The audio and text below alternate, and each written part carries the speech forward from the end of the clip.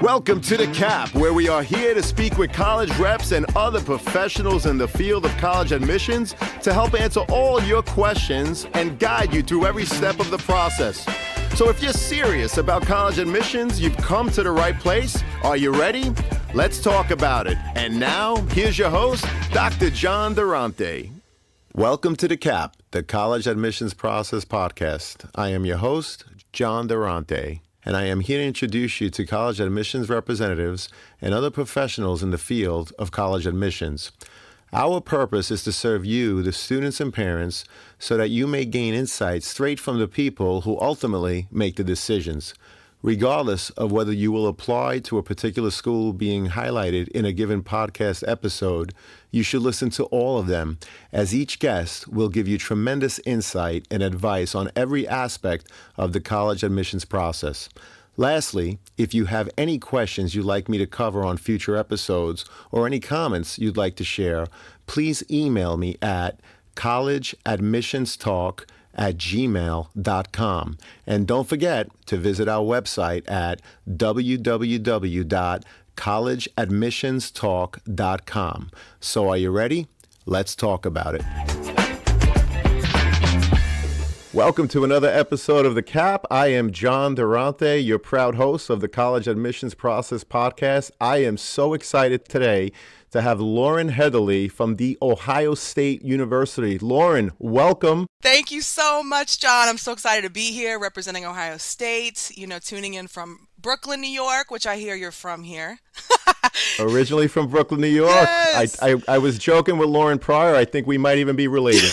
You never know in Brooklyn. It's quite a big place, but I'm so thrilled. I am a regional recruiter for Ohio State. So if you're confused already, it's okay. I'll catch you up. So I do live in Brooklyn, but I recruit for The Ohio State University. So I'm excited. That is awesome. And we love your energy, Lauren. So why don't we start by just asking you, tell us about yourself as it relates to being an admissions representative. Tell us about your journey. How did you end up at Ohio State?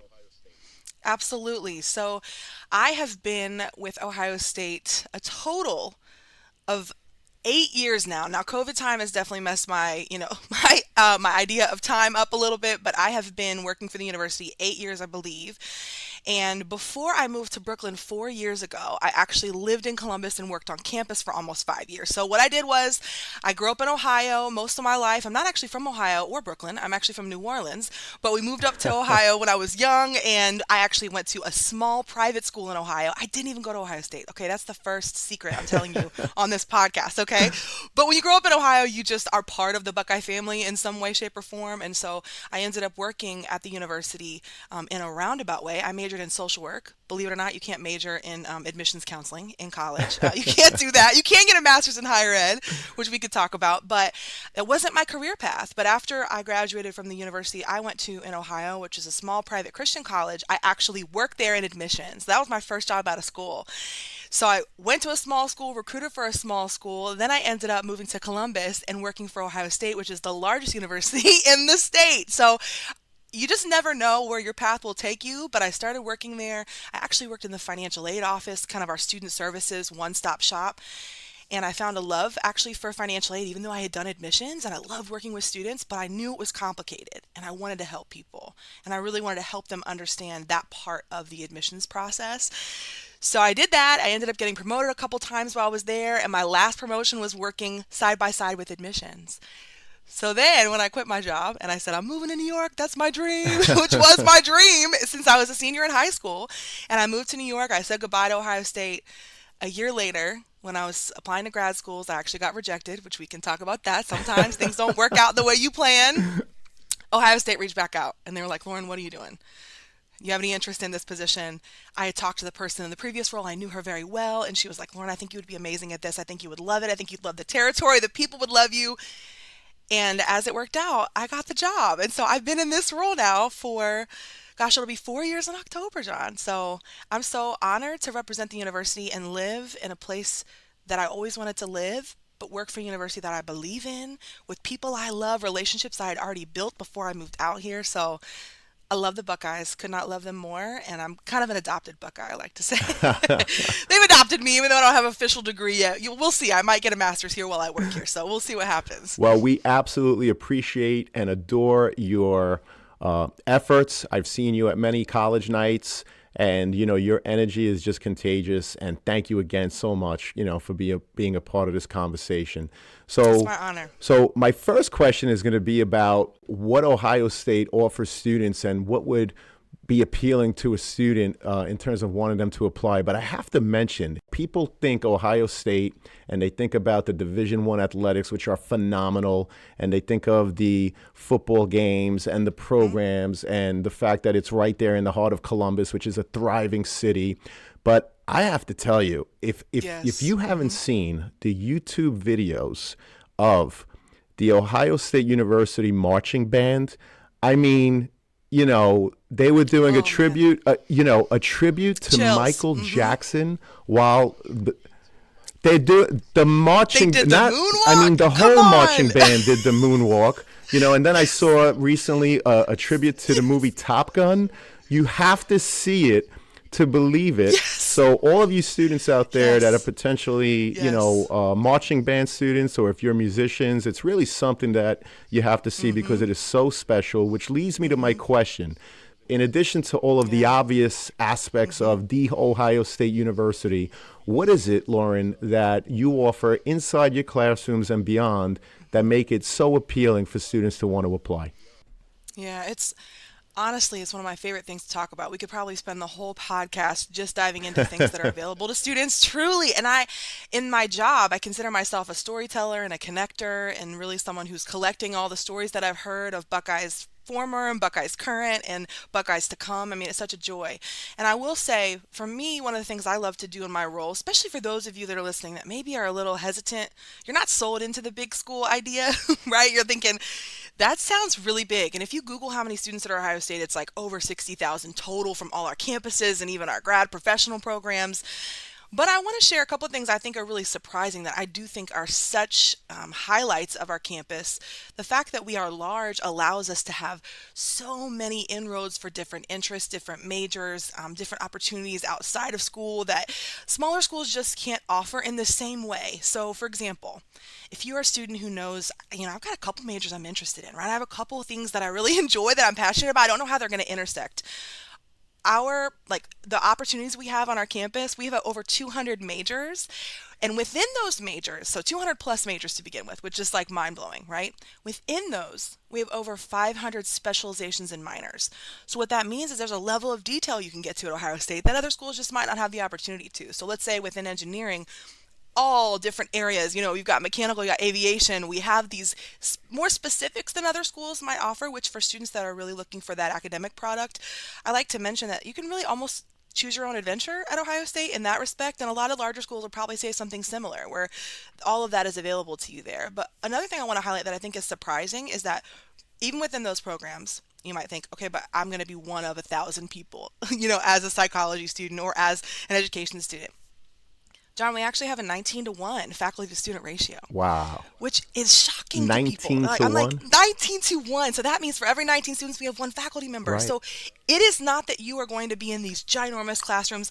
Something I debunk is that when I worked on campus, like I mentioned, I was doing some of the orientation, like greeting, families all through the summer, doing those presentations. We don't even have many classrooms on campus large enough to hold 300, 400 students.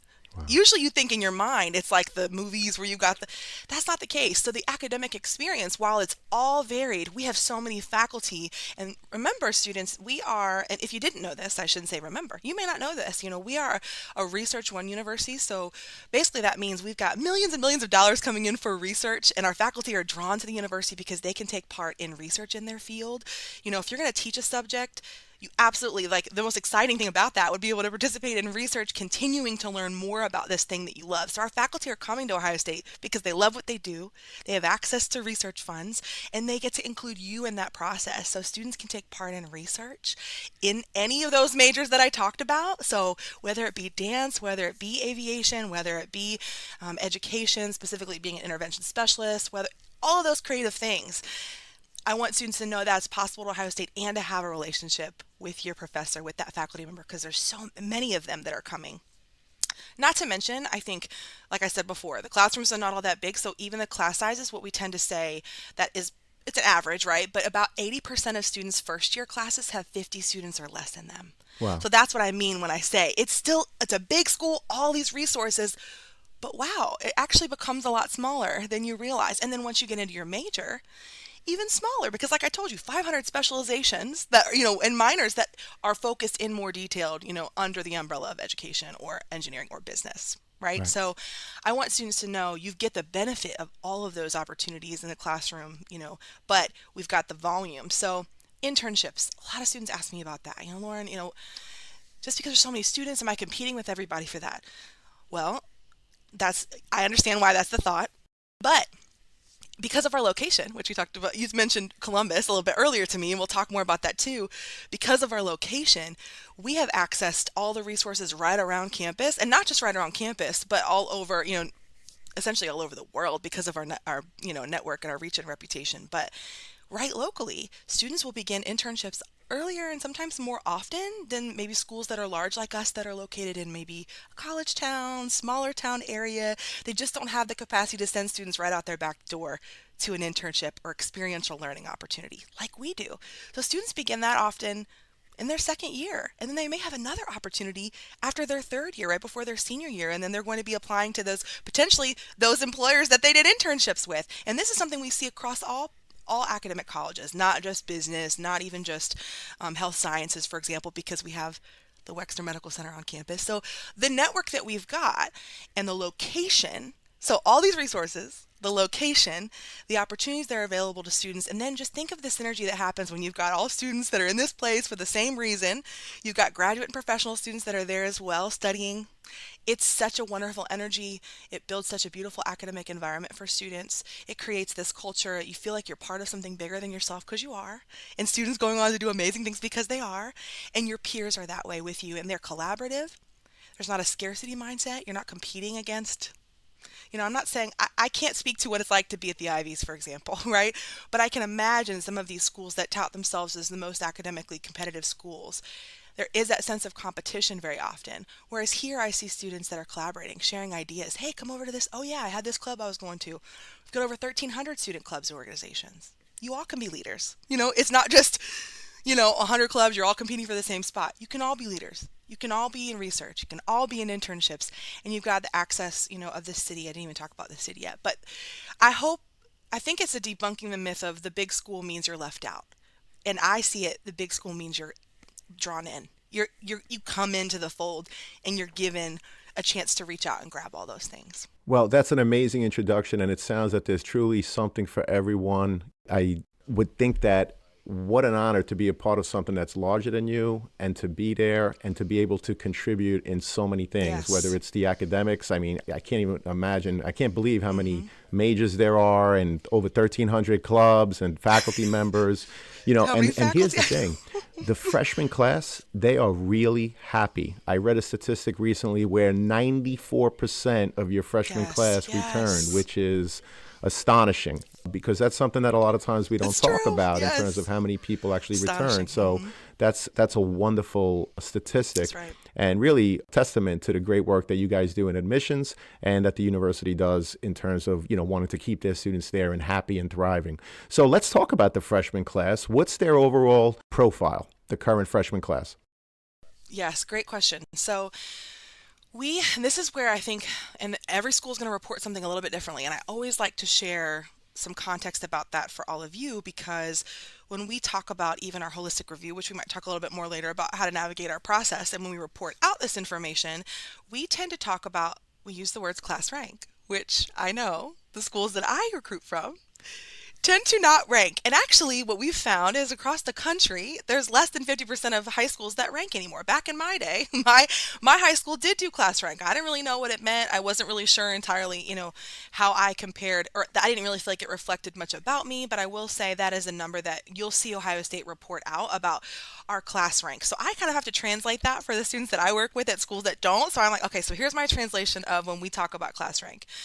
We have about, and I would say now it was probably like 89% of the students that we admit fall within the top 25% of their class. And so what that means to you all at a school that maybe doesn't rank, we are looking at you in your context. So that doesn't, first of all, it doesn't negatively affect you that we're reporting out students that are ranking in the top 25% and everybody that doesn't rank isn't admitted. That's not the case. Obviously, we admit tons of students that whose schools don't rank. We take a lot of information from your transcript, and all relevant academic information is really found there. And especially now that we've gone test optional, which we can talk about, we really have a stronger focus on that transcript and the information that's found there. But also we take into consideration your context. So we get something called a school report from your high school that tells us a little bit more about your student, what's available to you, the students that are there. Sometimes on that school report, it'll give us like a quartile that says, most students fall within this GPA range, for example. They're considered like the top quarter of the class. So there are some schools that will give you a sense of where you fall amongst your peers. But if they don't, what that tends to look like for us, GPA wise, every school does a different scale, so I won't even give you a number. I never give students a particular number because then they hold themselves to that, and you'll see someone admitted below that. But we're looking at students who have taken advantage of the rigor at their high school. There are some students that don't have access to a school that maybe has a lot of APs or even dual enrollment or IB, right? So what was available to you? Did you take those courses at an increasing level over time? So the top 25% of your class means you probably took rigorous courses over the time that were available to you, and you received mostly A's and B's in those courses. That tends to be the way I scale it back to let students understand. Our students are taking not just the minimum required, so not just potentially 3 credits for math, for example. You're taking all 4 years of math. You're taking, which I'm sure SIOSIT probably holds you to in a lot of ways. Some schools will hold you to that. Other high schools will give you the flexibility. Oh, you don't have to take math. Well, we're saying students that are admissible to Ohio State are absolutely taking the minimums, but they're also sometimes exceeding that. They're taking an extra science class here and there. They're challenging themselves. They're beginning maybe with, an honors, maybe then they're moving up to an AP, So those are the students that tend to be admissible, and the bulk of them are falling competitively amongst the top quarter of their graduating class. They look really competitive amongst their peers.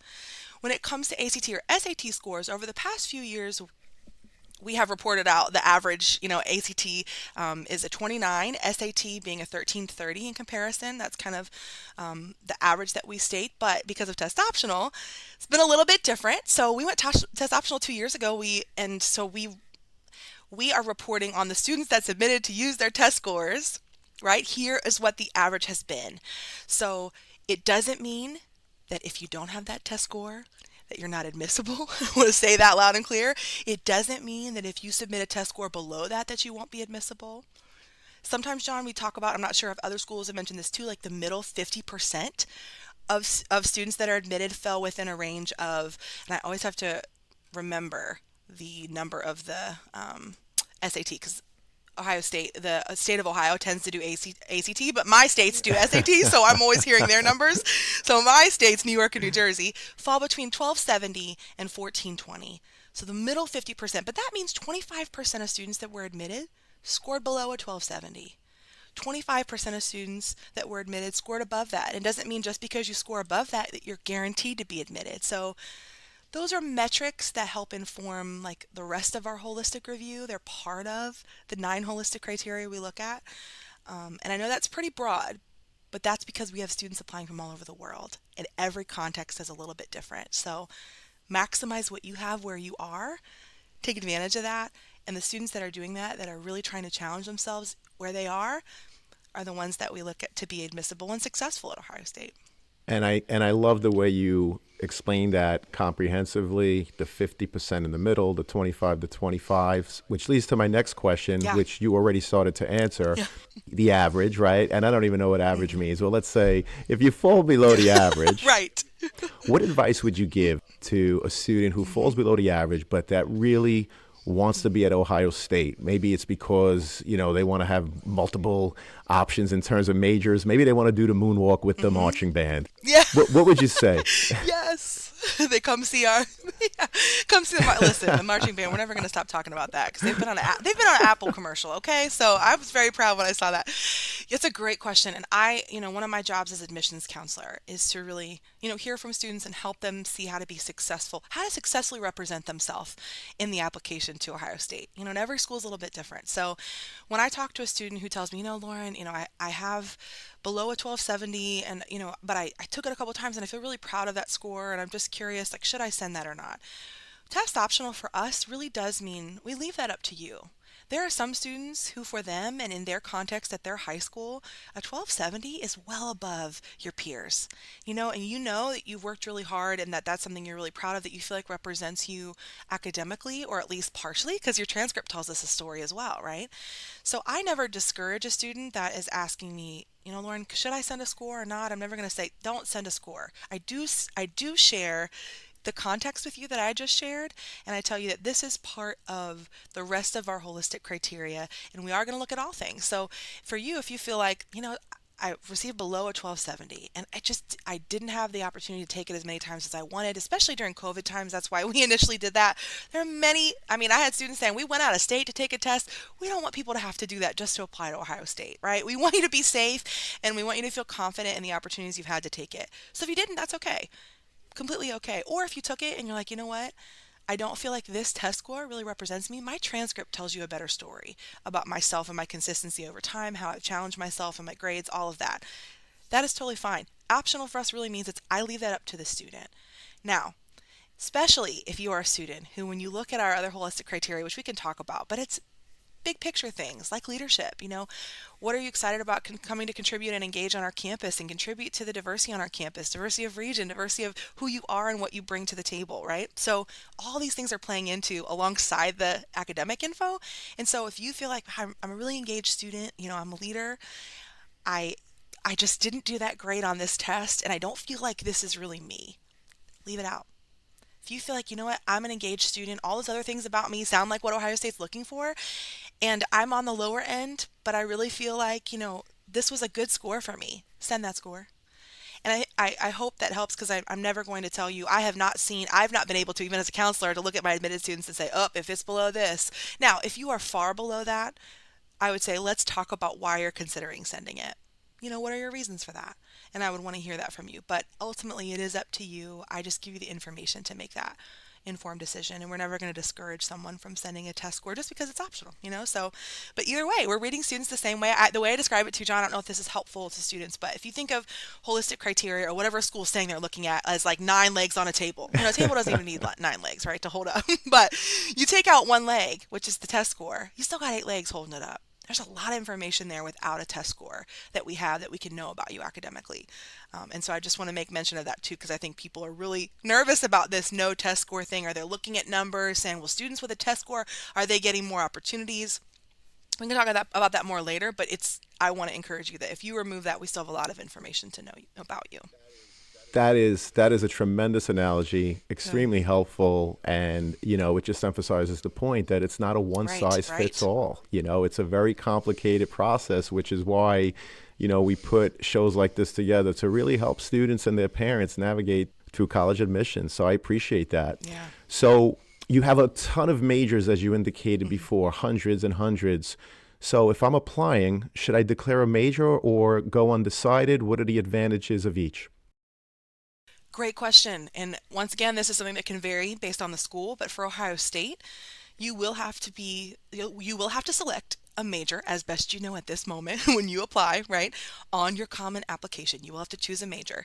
You don't have to choose a minor at that point. You don't have to choose a double major at that point. I believe you can also indicate like a pre-professional interest, if you're thinking you're going to be pre-physical therapy, pre-med, pre-whatever. You can choose that there. Something to note is that we are major blind in our admissions review. And what that means for Ohio State, which is different than other schools, there might be some schools who are reading you according to your major. We are reading for the university as a whole. We're looking at you. Would they be successful at Ohio State in general, even if they change their major 3 times in the first year, right? We are looking to see, would you be successful? And then once you are admitted, you are directly admitted into your program. Now, that can get a little confusing you might get a letter and say, I'm admitted into pre-engineering or pre-business or pre-nursing, things like that, because at every university, and this is get into the weeds, students, but you'll keep this in the back of your mind for when you enroll. You'll think, hold on, am I a pre-major? Am I a direct admit into the major? Sometimes you'll be direct admit into the academic college. So I want you to know at Ohio State, first things first, we're not reading you any differently on your application depending on your major. So an undecided student doesn't look like indecisive. We actually call it exploration. University exploration is the major for undecided, because you're exploring all of our opportunities if you come to Ohio State. we don't read a business student any differently than we read a dance student, right? Something that I think students can get, hung up on is that, oh, if I'm not admitted, is it because I wasn't competitive for my major? That's not the case for Ohio State. Okay, and some schools might do that. They might not admit you to a major, allow you to reapply. For us, it's would you be successful? And then if you're admitted, then we kind of move you through to the academic college to talk about what it's required to be in your major, to choose your specialization. All those details come after you've been admitted. So it makes no difference to us. So I hope that's encouraging. And I have students right now that, are like, hey, can I change my major? Yes, you can. You can change it even all the way up until orientation. We do send you to orientation based on your major. So I'd like you to know by then.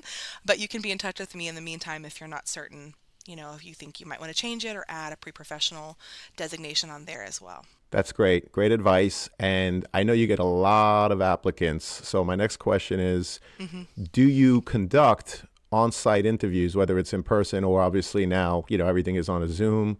Do you conduct those types of interviews? And if so, what advice would you give a student in terms of preparing for such an interview? So glad you asked this question because especially, I don't know if I'd mentioned at the beginning that I am the New York, New Jersey territory manager for Ohio State. And so every area of the country operates a little bit differently. Am I right? So it's just how it goes. One of the biggest questions I get asked about Ohio State is how can I show you how interested I am? Right? And so how can I interview with you, Lauren? Or, how can I make sure that you know who I am? Which I completely understand that because sometimes people don't really feel represented on paper. I know I struggle with that sometimes. I'm like, if you read about me, you won't experience Lauren. So how could you experience me? Now, one of the limitations, it's a blessing to have so many applications, right? We received over 60,000 applications this year, which is unbelievable, the most we've ever had. But the downside in that respect is that we simply cannot manage an interview process. We do not have an interview process as part of our admissions requirements or even for deferred students or waitlisted, any of that. We don't utilize interviews. So we truly just look at the information that you included on your application.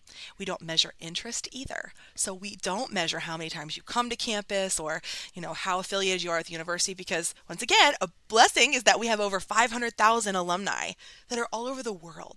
Everyone has, not everyone, but a lot of people know someone has some sort of affiliation. So I want to make clear that we don't utilize that. And I want to say this, I think it's helpful to know where to put your energy. Ohio State doesn't do that, but another school on your list might. So how can you get prepared to make sure you're telling them how interested you are versus, reaching out or expecting that that's part of what we measure for admission, which it's just not for a lot of reasons, but size is definitely one of them. No, and I appreciate that insight. That's fantastic information, again, for students, parents listening in.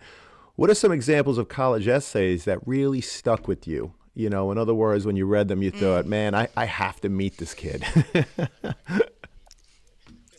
Yes. Oh, wow. I love to read applications. I've done it even before I took this role about 4 years ago. I was doing it when I was on campus working in the financial aid office, working closely with admissions. I had the opportunity to be an application reader. And it's funny, I was sitting down trying to think about that, like a specific story, because I'm sure that's what people want to hear. But I think this might be my personality, John. It might just be the way that I operate, but it's more how things leave me feeling. And there tends to be themes that come up that are really, I think that are really special when a student takes time through their application process to really be self-reflective, to be self-aware and consider how, instead of just sharing about a moment in time that might have impacted you or a particular subject that you're really interested in, really searching inside yourself for a second, which maybe no one's ever asked you why that mattered to you. Maybe you haven't even asked yourself why you love this thing so much. But taking a second and maybe even using the time to prepare for the essay to think about why you are gifted the way you are and what your strengths are and what people say about you or what they've pointed out in you or what a particular moment has done for you in regards to growth. And I know you might think, well, I'm only 17 or I'm only 8. There's a lot that you've learned in your life up until this point. And I think the essay is just a moment to share a little bit more about who you are, what you've realized maybe are some of your strengths and maybe challenges that you've overcome, or even if it's not a challenge, just something that you're really drawn to, you're excited about. That gets us excited to read about because we can see that you have some sort of vision for who you are and who you're becoming, and that could continue at Ohio State. So I consider the essay, especially because of, like I told you before, we don't utilize interviews. So the essay is you telling me about what you care about, and what I love to see on the application is maybe some common themes, even through your involvement. It's not about how many things you have on your list, but are there some common things that maybe you've just stuck with over time. And not even, I'm saying you got to stick with it from freshman year on, but just things that you care about, that you've given time to, and then you kind of expand a little bit more on that and why that matters to you, because that helps us know you as a person. And those are really special. And then the counselor letters come in and they tell us a little bit more. It gives us a picture of a person that we've never met. So I really appreciate those, that I can tell students, because sometimes it really inspires me. I walk away very moved to think about myself and what I'm offering the world, when students are reflective like that. So yeah, I hope that's helpful. I know there's not a specific story. I probably do have some very specific stories, but I don't want anyone to think, oh, that's the kind that they want. I love them all. Any of those prompts I'm looking forward to. I think we hear from all counselors that there's some that come up a lot. But even the jokes about, sports injuries that people will say, don't write an essay. I have had some really impactful sports injury stories where a student has really reflected on how my identity was this, and I realized, wow, there's more to me than this, and I came up with something different that I want, out Wow. of learning about, when I've been down, that I'm not just this athlete. That is a huge part of me, but there's more to me. So I've had some really impactful sports injuries essays as well. So be encouraged. Well, that's really helpful because, again, it emphasizes the point to students that, look, as an admissions person, you receive their transcript, Yes. the courses, the rigor, the grades, it's all there in black and white. Mm-hmm. But the essay is really an opportunity for the students to shine, to really Yes. let their personality come through so that you could really see whether or not they're a fit for Ohio State. Yes. You mentioned the guidance counselor's letter, which of course is key, and shout out to all the guidance counselors out there who do Yes. tremendous work. Some of our favorite people. Mm-hmm. What about, another piece to the puzzle, also, people that do tremendous work, our teachers, the teacher letters of recommendation. What exactly are you looking for in those letters? Yeah, great question. So sometimes I talk about the application like a business proposal. It really depends on who I'm talking to, right? The total application. So if you're thinking about it from, let's just say it's a business proposal and you're like, Lauren, I want you to pick my business to invest in, and I want you to see all that I have to offer. I think of all the pieces of the application as parts to that proposal, right? Or parts to that story, however way you want to see it. Especially because I've told you that Ohio State doesn't utilize interviews. We're not measuring interest. We're using nothing outside of the application and those supplemental materials, which we did, John. We did make our letters of recommendation optional a few years ago, because we did see that sometimes, because we're waiting on letters to come in, it was making students late for early action. But I really see them as a very valuable part of the application if they are not redundant to what's already been shared, which I know sometimes teachers and counselors don't necessarily know what the essay is or what, the students shared about their activities involvement. Some very much do, and they'll kind of rehash what's already been shown on the activities list and even in the essay. I find the most effective ones are when this counselor or this teacher has a perspective on you. So look, I got light shining on me. I'm getting a example of an image here where it's like you are a diamond, you are different facets. There's different facets of you. If someone can shed light on a different part of you that perhaps isn't brought up anywhere else on the application, that is so valuable. So for teachers that are writing those letters, perhaps there's a specific quality that you really admire about this student. Students don't ask teachers that you don't actually have a relationship with. They got enough work to do already. Don't feel like you have to do that, right? If you feel like, no, I've really represented myself well here, and my counselor has as well, then it's okay. You don't have to send, 2 more letters to us. If there's new information, if there's something else they can shed light on, sometimes it's helpful because maybe you have gone through something difficult and a teacher knows about that. And perhaps you didn't share that in your essay, which you don't have to. Right? There's actually another part on the application, the Common App, called Additional Info section. Sometimes I ask students to use that if they feel like there's nowhere else for me to share that this was going on sophomore year. And I did have a dip in my grades, but this was happening. Sometimes I find recommendation letters can fill in the gap of that story for me as a reader, because I'm not going to make up something that's not there. I'm not going to make an assumption about you. So utilize all parts of the application to tell a full story. And if a teacher letter contributes to a different part of you that's not shared, absolutely submit that.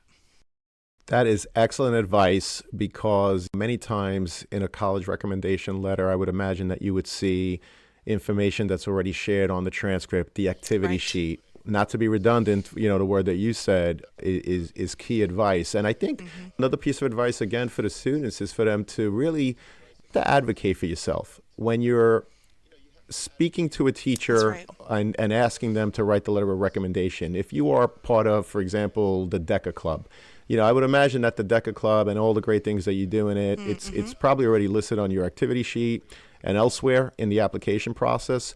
But maybe something happened at a competition that we wouldn't know about. And to specifically ask the teacher That's to good. elaborate on, maybe it was a time when you really took the lead, stood up, and had an idea and was able to bring people together to bring that idea to fruition as part of whatever it is you were doing in Yep. DECA. Don't be bashful, in other words, to ask the teacher to talk about those kinds of specifics because it's only Yes. going to enhance your application. That's right. That's right. And I even think something to mention too, I've seen that it stood out to me when I first became an application reader, and I've seen it more happen a little bit more often now. If you do have a class that at your particular high school is just a tough class, right? And maybe you got a B minus, and maybe you're a mostly A student, but you worked your tail off in that class and you asked for help and you were able to, access the resources available to you to talk to that teacher to make a relationship, especially because to me, if you're doing that now and you're able to advocate for yourself, just like you said, that's going to come into college with you. And especially being at a large school, we're going to have all the resources available to you, but you have to access them. You have to reach out sometimes.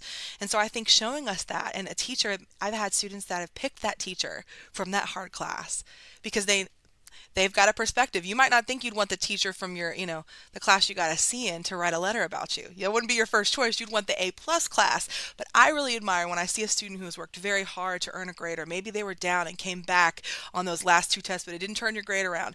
Those are really telling to me because not only do I see that, you worked really hard and you tried and you're willing to try to overcome obstacles, but you also are not afraid to confront your weaknesses and admit that to a teacher. So that's pretty powerful when I see that. Or even like you said, club advisors are great because they can give another perspective of you and your leadership. You might not tell a story about what happened in DECA Club on your essay because you might have chosen something else more significant, but they can tell a whole other story about you. So absolutely agree. I think they can be a really strong part of the application, especially for a school like us that doesn't utilize interviews. So Right. choose them wisely and not just passively because you think that student likes you or that teacher likes you the most, or they're the most fun teacher. Like really sit back and think, it's okay sometimes to reveal weaknesses because you've confronted them. That's a strength. So, I love it. I absolutely love that you talk about the holistic approach and that, you gave the example of if you scored a low grade in a class, right? Actually asking that teacher to elaborate, in terms of your strengths. I love that. And I want students to hear that one grade does not define you. come on. There are Yes. 4 years. That's There are right. 4 years of math, science, That's social right. studies, English, all of the electives that just go onto the transcript. Then on top of that, it's all the That's co-curricular right. activities, clubs, athletics that you participated in.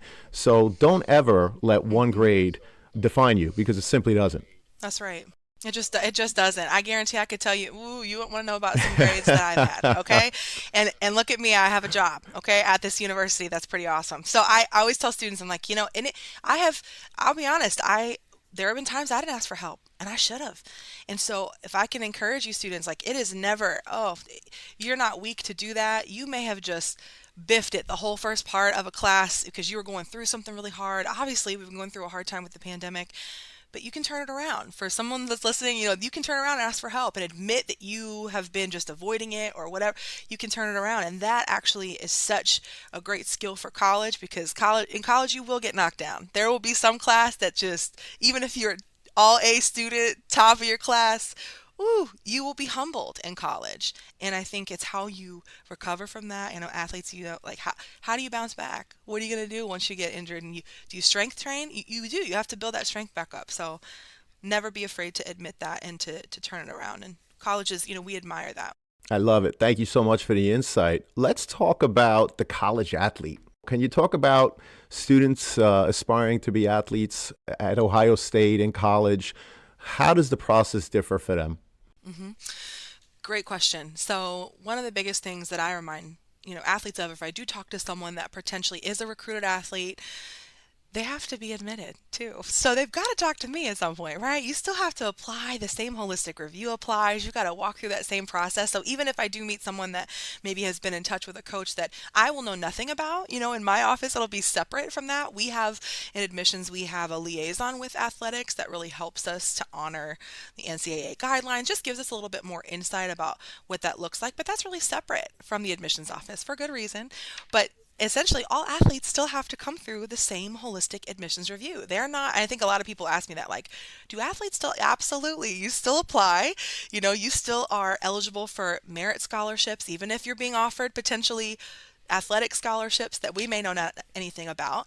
You will, if you do decide, if you do get admitted and you are a recruited athlete and you're working with your coach and they're offering you scholarships, you're actually going to have a specific financial aid liaison that only works with student athletes because it's a whole different process for financial aid. And then we have entire offices dedicated to supporting student athletes. So everyone begins the same way, on the entry point. They're going to begin that way.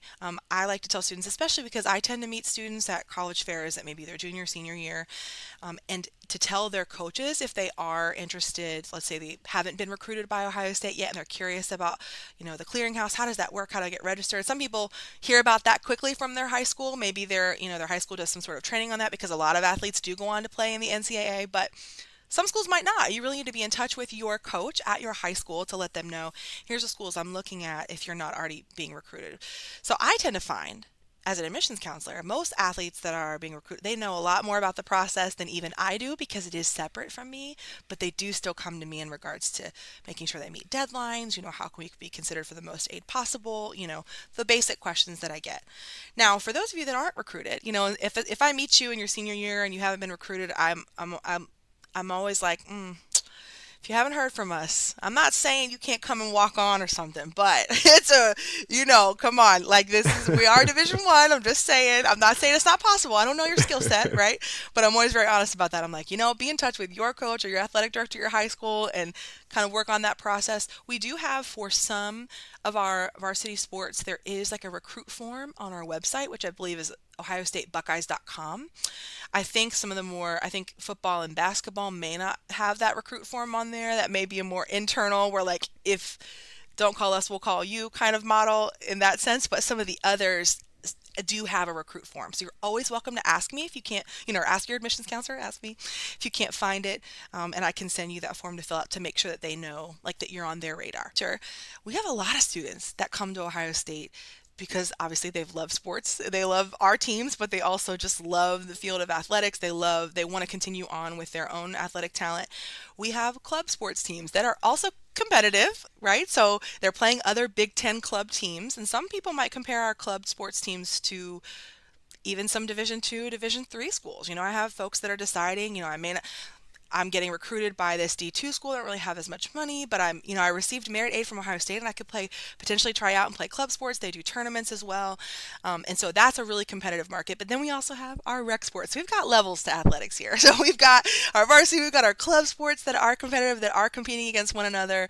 But then we have our rec sports, and even probably within rec sports, people that are joking around, having fun, and then people that actually played in high school. So absolutely, if you love sports, that you will not be short of any opportunity to play, whether it be a pickup game, whether it be officially on one of our teams. We've got you. You've got opportunities to do that. And we have one of the largest rec facilities on any college campus in the nation. It's beautiful. There's like 2 Olympic-sized swimming pools, rock climbing wall, all kinds of classes you can take. It's unbelievable. And that's just one of the gyms on campus, but that one is huge. So there's every opportunity to be involved. Outstanding. So I would be remiss if I didn't ask the same question that I did regarding student athletes. What if someone really is an outstanding musician and would be interested in playing in the Ohio State marching band? Any insight in terms of what that would look like for a student musician? Yes, so I believe, and actually I need to check my work on this because it's been a while since I've looked at their website, especially because COVID stopped a lot of things like clinics and stuff that we've done over the summer that you can come practice for. And I know out-of-state students, that makes it a little bit more challenging. So I always like to do a little bit of research and, get those students that are out-of-state considering the marching band in touch, or even they have a pretty robust website that I think kind of details out when tryouts are, when to be expected to be there. But any student can try out for the marching band. You don't have to be a music major to be in the marching band, which is something that I think is a common myth that you might debunk, like, oh, I'm not going to be a music major or a minor. That is totally okay. The marching band actually, I believe, has tryouts. I don't know if it's right before school starts, but they will, like I said before, host some clinics, and they have a interest form as well on their website as well, I believe, which I can get you that link afterwards, and we can put this in the show notes so that folks know. And they honestly, I think they practice more than some of our athletic teams do. So when I tell you the commitment level, I mean, it's like 20 hours a week practice, and it's, yes, I mean, unbelievable. And there aren't as many scholarship opportunities. I know that they've been trying to raise money. I got to see them. They came to New York City for the parade before COVID happened, for the Macy's Thanksgiving Day parade, and they did a practice like performance in the Hammerstein Ballroom in Manhattan, and I was there with alumni out. They were trying to raise money also for scholarships, because there are some scholarship opportunities for the marching band, which is encouraging to know, because they work so hard. They absolutely deserve it. But it is extremely competitive. But they do have, I mean, you could audition. Let's say the first year you audition and you don't make that, you could audition every year if you'd like. And if you're not, you're not offered a spot in the first year, from my understanding, you still can participate in a couple, at least a few different ensembles, music ensembles there are some that are for music majors only, but there's still quite a few other opportunities, or even some of the pep band that maybe are not at the football games, but they're at basketball games, or, so there's other ways to still be involved to use your musical talent. Please highlight that on your application too, that you have a musical talent. That's an activity. That's something that you're involved in. That's actually one of our holistic criteria, special talent or gift that you have. So we really love to see that. And you can be a music minor or take lessons, even if it's not your major. So. Sure. So clearly something for everyone, right? We love music. Ohio State offers something in the classroom, on campus, off campus, and beyond. Truly something for everyone, which is fantastic. Absolutely. I really appreciate hearing all about it. My last question, in closing, what are the 3 top pieces of advice or recommendations you would give to students and their parents getting ready to go through the college application process? I was thinking about this a lot because you'd asked me this question, because I have so many things that come to mind. But like I said before, I'm kind of a feeler. So I think a lot about how you feel through the process, and how my hope is that there would be some enjoyment in it. I know that it can lean towards stress, but my hope for you students is that as you're getting curious about what schools offer and what might be a good fit for you, or what might be a good major for you, what might be a good environment for you to learn, that you would really enjoy learning more about yourself and about the opportunities. I mean, we have such an amazing, you think about this country and the opportunities, not to mention even, overseas, or students that are going to international colleges or universities, but just the opportunities that are available here for you. So many different colleges and universities, and for you to sit back and really take time to think about who you are, what your gifts are, talk to people that are in your life that care about you, that know you, and take time to have fun conversations about that, or ask them questions like, what do you think I would be good at? Or what do you see that I've always been good at since I was young? Or someone that really loves you, that loves to brag about you. It could be a parent or guardian. It could be a close friend. Try to enjoy some part of this process. As much as you can, think of it as an exercise in learning more about yourself, and thinking about how there's so much ahead of you, that a lot of those things are unknown. You're just putting some feelers out there, right? When you submit an application, you may not know if you're going to be as competitive as that school wants or not. You can do your best on the front end to learn about what they say they want and match that up with what you want. I think that's why it can help with fit. If you're aware of yourself, it can really help with you figuring out, how do I match? This is what they say they care about. This is the type of student they say. That sounds like me. And that's probably a good place to consider applying, and somewhere that you might be a good fit. So I want my advice to take some time to reflect and include people in your life that care about you. I would also say, ask questions and record the answers. And I know that many of you right now, especially because of COVID times, you've probably already been on some of these virtual events that colleges are doing. Don't hesitate to ask questions. I know people say this in school a lot, but there really are no dumb questions. I literally have a job because this process is not always intuitive. Hello? It's just the truth of it. And every school is saying they're doing the same, they're doing the same process, but we do it differently. So it's okay to ask questions, whether you're asking that question to yourself and then you go to their website and look it up, or you can't find it there, so you reach out to someone like me, or you attend a virtual event and you're recording. And what I mean to say is, don't just ask those questions, write down what some of those answers are, because as you're starting to compare schools, hopefully what I told you today tells you you should put your effort towards the application at Ohio State, not towards visiting 10 times. I want you to visit, don't get me wrong. But some school, scheduling an interview, you don't have to worry about that for Ohio State. But other schools on your list, as you're recording the answers to their questions, they might have a different deadline. They might have different requirements, more essays. So keeping track of that. And someone told me once, because of financial aid, there's a lot of deadlines too. Look at the earliest deadline. And if you meet that earliest deadline, for us, we're November 1st, early action. There might be someone that's earlier. If you meet that deadline for everybody, you're done. You're good to go, right? If you take that earliest one and you back everything up according to that earliest one, then you're not going to be working on things for the next 10 months. You finish it all at that time, and then it's submitted. So you've met all the rest of them that are behind it. That's an opportunity. It's a great piece of advice, just planning ahead. Great advice. Planning ahead, because then you've made it. And so I think deadlines especially are important. We always talk about that in financial aid or in admissions, because of the fact that we can't possibly include everyone in consideration for scholarships. We have to kind of narrow that down at some point, and most schools are that way, so that's why I say ask those questions, but record those answers somehow that works for you, whether it's in Excel, whether it's in the notes on your phone, whether it's in handwritten something. You've got categories, you got post-it notes. Find a system that works for you and do that, and don't be afraid to ask those questions to the people that are here to help. And then lastly, I would say that's my last piece of advice. I think visiting obviously is so very important, but I understand that that's not always possible for everyone. I work with out-of-state students. It costs money to visit. I understand that. If you are someone who really wishes you could visit a school but you can't, asking your admissions counselor to get the best feel of that possible, possibly to talk with a current student. I've had students do that, and I really appreciate that, because they're like, I'm not able to visit campus. That's ideal. For you to be able to visit all the schools that are on your list, it's ideal. But it may not be possible before you hear back, or, in time before you have to make a commitment. And that happened before.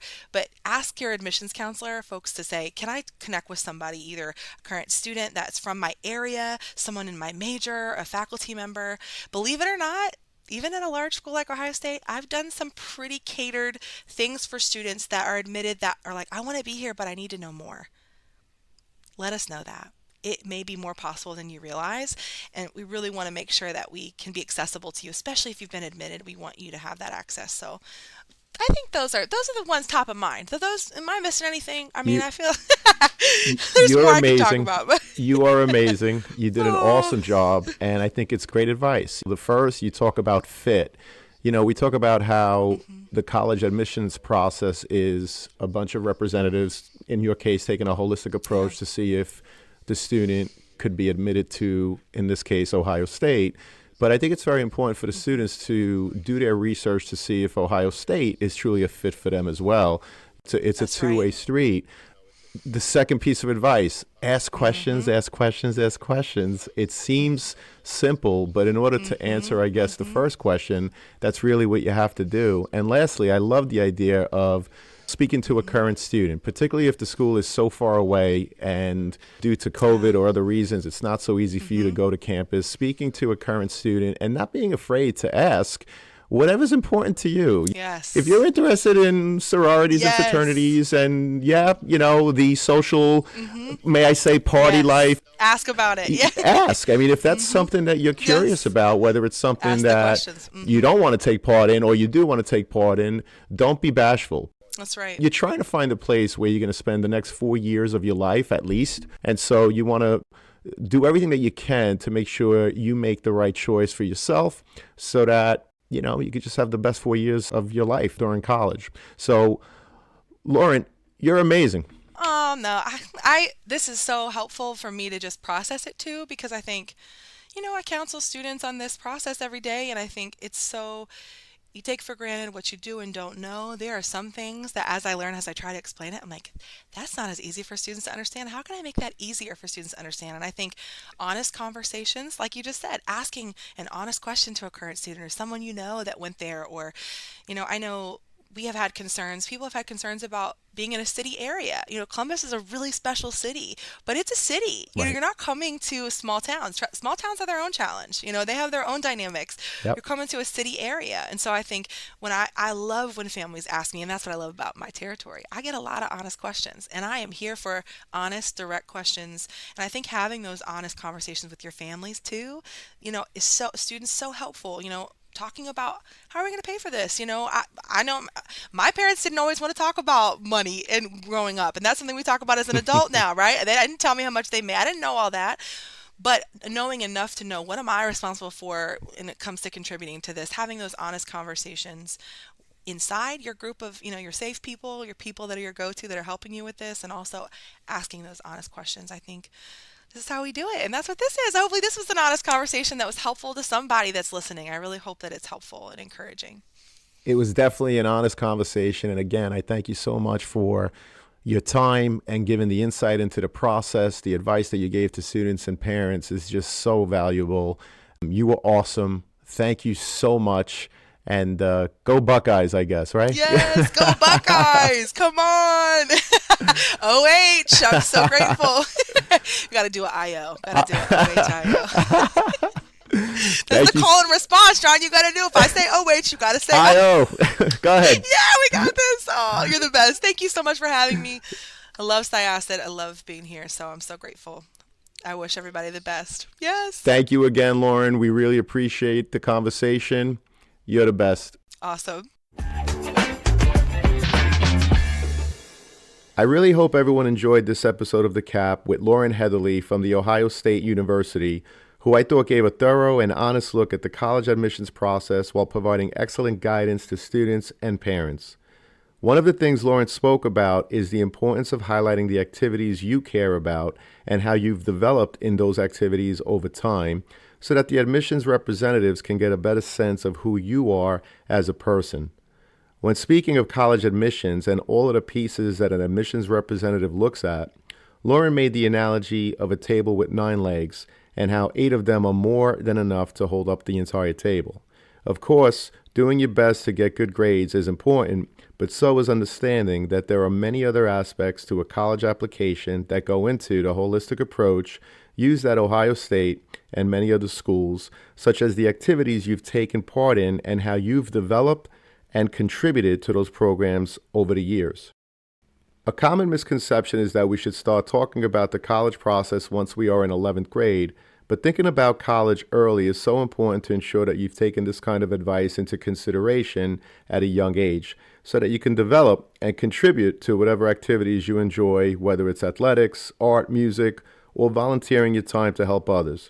If you're enjoying the podcast, please share it with others, especially those who will be going through the admissions process, as our goal is to help as many students and parents as possible. Also, if you have any questions you want me to cover on an upcoming episode, or you have any comments, please feel free to email me at collegeadmissionstalk@gmail.com.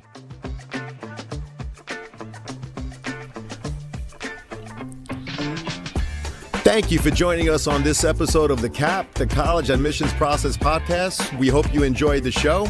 If you did, please don't forget to tell a friend and follow us on Facebook, Instagram, Twitter, and wherever you listen to your podcast. I am your host, John Durante, and I look forward to seeing you on the next episode of The Cap.